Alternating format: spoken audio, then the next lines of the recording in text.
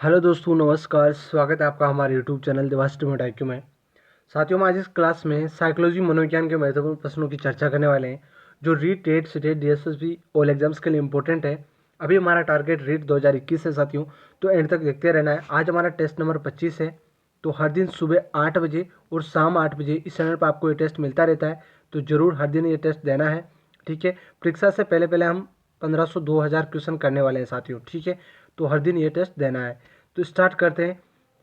और अगर आपको क्वेश्चंस पीडीएफ में प्राप्त करना है तो टेलीग्राम चैनल का डिस्क्रिप्शन लिंक दिया है, ज्वाइन करके क्वेश्चंस आप पीडीएफ में प्राप्त करना है।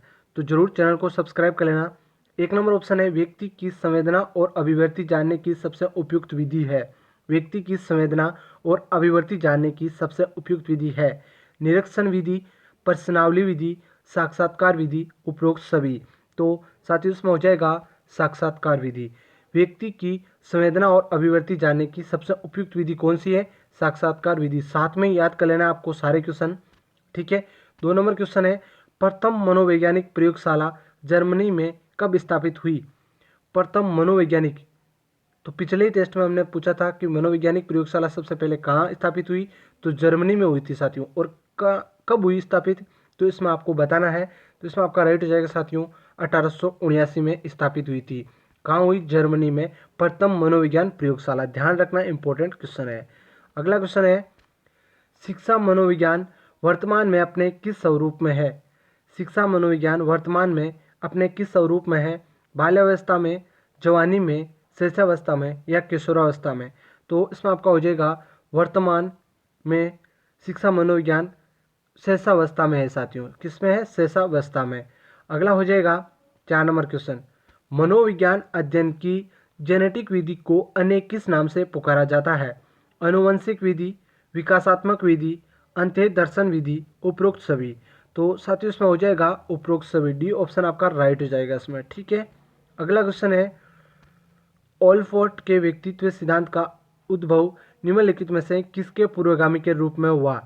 मनोविश्लेषण, व्यवहारवाद, मानवतावादी दृष्टिकोण, अस्तिवाद। तो 5 नंबर में साथियों आपका राइट हो जाएगा मानवतावाद दृष्टिकोण। ठीक है, सी ऑप्शन राइट हो जाएगा इसमें। अगला क्वेश्चन है, बुद्धि के बहुकारक सिद्धांत के प्रतिपादक है? तो एक ऑप्शन है मैकडूगल, बी ऑप्शन है टर्मेन, सी ऑप्शन है थार्नडाइक और डी ऑप्शन है बर्ट। तो साथियों इसमें आपका राइट हो जाएगा थार्नडाइक। बुद्धि के बहुकारक सिद्धांत के प्रतिपादक कौन है? थार्नडाइक के साथियों। ठीक है, अगला क्वेश्चन है 7 नंबर, निम्नलिखित में से कौन सा कथन सत्य है? एक ऑप्शन है लड़के अधिक बुद्धिमान होते हैं, बी ऑप्शन है लड़कियां अधिक बुद्धिमान होती है, सी ऑप्शन है बुद्धि का लिंग के साथ संबंध नहीं है और डी ऑप्शन है सामान्यतः लड़के लड़कियां से अधिक बुद्धिमान होते हैं। तो निम्नलिखित में कौन सा कथन सत्य है? तो साथियों इसमें आपका सी ऑप्शन सत्य हो जाएगा। बुद्धि का लिंग के साथ कोई संबंध नहीं होता है, यह आपको ध्यान रखना साथियों। बुद्धिमान लड़के लड़कियां सभी हो सकते हैं और बुद्धिमान लड़के लड़कियां कोई लड़का नहीं हो सकता, कोई लड़की भी नहीं हो सकती। तो इसमें आपका सी ऑप्शन राइट हो जाएगा, ध्यान रखना है। ठीक है, 8 नंबर क्वेश्चन है, एक शिक्षिका का भावात्मक बुद्धि लब्धक ऊंचा होता है, इसका तात्पर्य है? ए ऑप्शन है वह उच्च बुद्धि वाली है, बी ऑप्शन है वह उच्च अनुशासन प्रिय है, सी ऑप्शन वह हास परिहास वाली है, डी ऑप्शन है वह संतुलित व्यवहार रखती है। तो इसमें आपका हो जाएगा वह संतुलित व्यवहार रखती है साथियों। डी ऑप्शन राइट हो जाएगा इसमें। अगला क्वेश्चन है, क्रियात्मक अनुसंधान प्रयत्न का उत्पत्ति स्रोत है? तो ए ऑप्शन है आधुनिक मानव व्यवस्था का सिद्धांत, बी ऑप्शन है मानव सभ्यता सिद्धांत, सी ऑप्शन है प्राचीन मानव व्यवस्था सिद्धांत, डी ऑप्शन है उपयुक्त में से कोई नहीं। तो साथियों इसमें आपको हो जाएगा आधुनिक मानव व्यवस्था सिद्धांत। क्रियात्मक अनुसंधान प्रत्यय का उत्पत्ति स्रोत क्या है? आधुनिक मानव व्यवस्था सिद्धांत। ए ऑप्शन राइट हो जाएगा।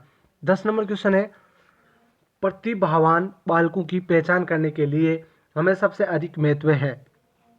ए ऑप्शन है समुदाय के विचारों का को देना चाहिए, बी ऑप्शन है शिक्षक के निर्णय को देना चाहिए और सी ऑप्शन है वस्तुनिष्ठ परीक्षणों के परिणाम को देना चाहिए और डी ऑप्शन है साथियों अभिभावकों के मत को देना चाहिए। तो 10 नंबर में कौन सा राइट हो जाएगा? सी ऑप्शन राइट हो जाएगा साथियों, वस्तुनिष्ठ परीक्षणों के परिणाम को देना चाहिए। ठीक है, 11 नंबर क्वेश्चन है, विद्यालय में विद्यार्थियों को कैसे अभिप्रेरित करना उचित है? ए ऑप्शन है बताए गए अध्ययन द्वारा, बी ऑप्शन है प्रासंगिक अध्ययन द्वारा, सी ऑप्शन है गहन अध्ययन द्वारा और डी ऑप्शन है सस्वर अधिगम द्वारा। तो 11 नंबर में आपका राइट हो जाएगा साथियों सस्वर अधिगम द्वारा। ठीक है, 12 नंबर क्वेश्चन है शारीरिक वृद्धि और विकास को कहते हैं तत्परता, अभिवृद्धि, गतिशीलता, अनुवांशिकता। तो साथियों इसमें आपका राइट हो जाएगा अभिवृद्धि, बी ऑप्शन राइट हो जाएगा। ठीक है, अगला क्वेश्चन है संकेत अधिगम के अंतर्गत सीखा जाता है वातावरण, मनोदैहिक, सी ऑप्शन है पारंपरिक अनुकूलन और डी ऑप्शन है मनोविज्ञान।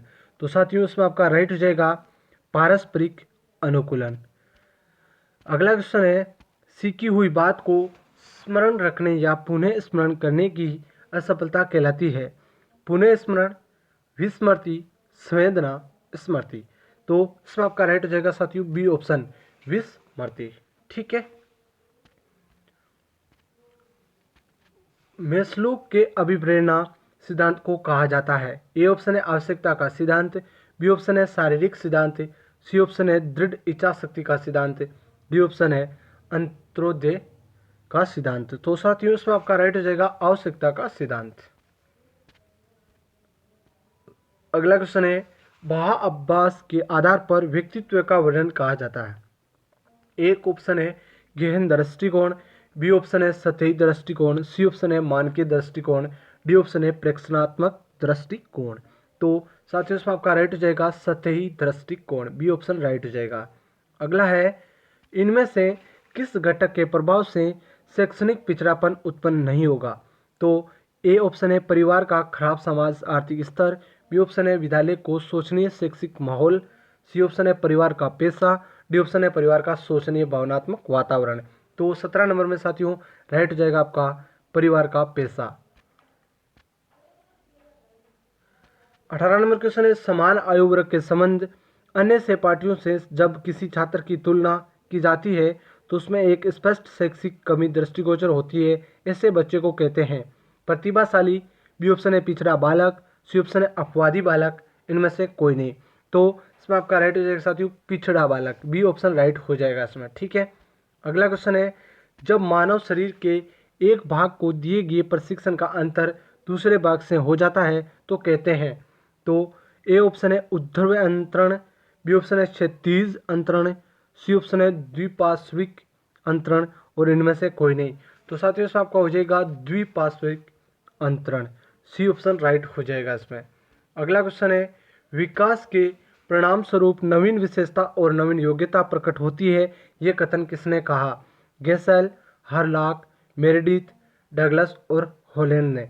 तो साथियों 20 नंबर में आपका राइट हो जाएगा हरलॉक, बी ऑप्शन राइट हो जाएगा।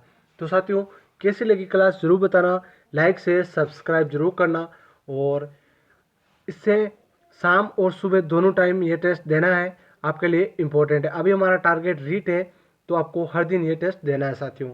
तो धन्यवाद, जय हिंद। सब्सक्राइब कर लेना और नोटिफिकेशन आइकन दबा देना जिससे आपको ये नोटिफिकेशन मिलता रहेगा। परीक्षा से पहले पहले हम 1500 क्वेश्चन करने वाले हैं, तो हर दिन आपको ये टेस्ट देना है और बाद में हम लाइव आएंगे तो आपको ये हर दिन टेस्ट लाइव देना है साथियों। 50-60 क्वेश्चन का लाइव लेकर आएंगे तो वो भी आपको देना है मॉडल पेपर। तो धन्यवाद, जय हिंद। फिर मिलते हैं अगली क्लास में।